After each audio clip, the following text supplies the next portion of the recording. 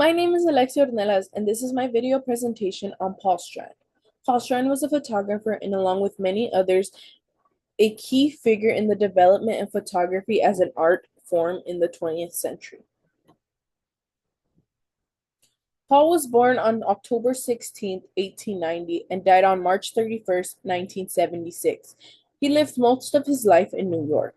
Paul originally became interested in photography when he was just 17 years old.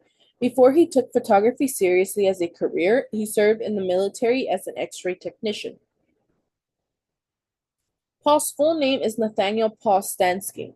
His parents were Jacob and Matilda Stansky.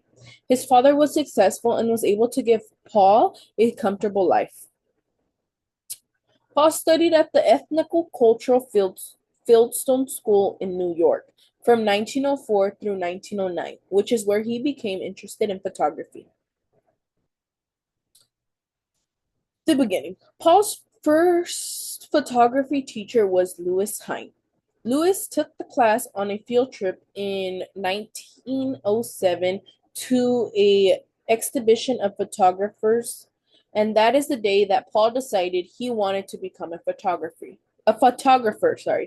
Around 1915, Paul's mentor criticized his photos and told him they were soft, and Paul changed his techniques and decided to make extraordinary photographs, specifically movement in city abstract and street photography, his specialty.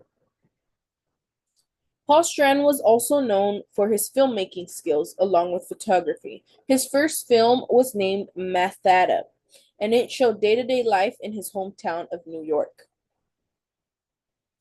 Paul received multiple awards, including the Honor Roll of the American Society of Magazine Photographers in 1963, David Octavius Hill Medal in 1967, Swedish Photographers Association, and Swedish Film Archives Award in 1907. Also, throughout the presentation, you will see different photographs, and most, except for one of them, were all taken by Paul Strand himself. So, with that being said, I found a quote by Paul Strand talking about his own work, and it goes as followed. The artist's world is limitless. It can be found anywhere, far from where he lives or a few feet away. It is on his doorstep.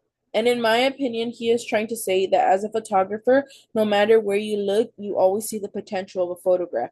For example, the photograph on the right is a person with the sign blind across their chest. And this just goes to show that he is showing what this person is going through without with finding a different way to express them.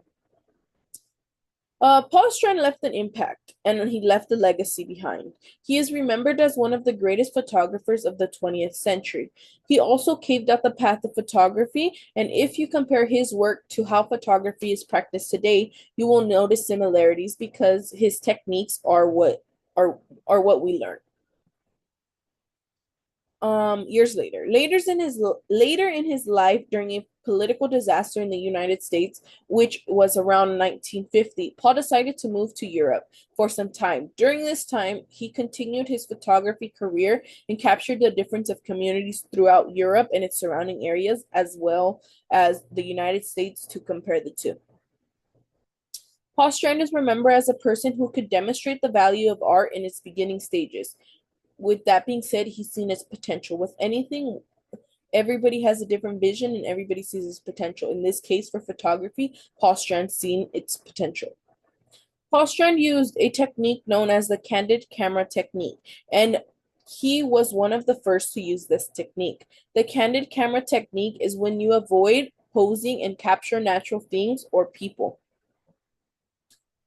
Again, with all that being said, Paul Strand was an amazing photographer and he left a legacy behind and everything that he has worked for. So these are just a little bit of that. Thank you for listening, and this is the end of my video presentation.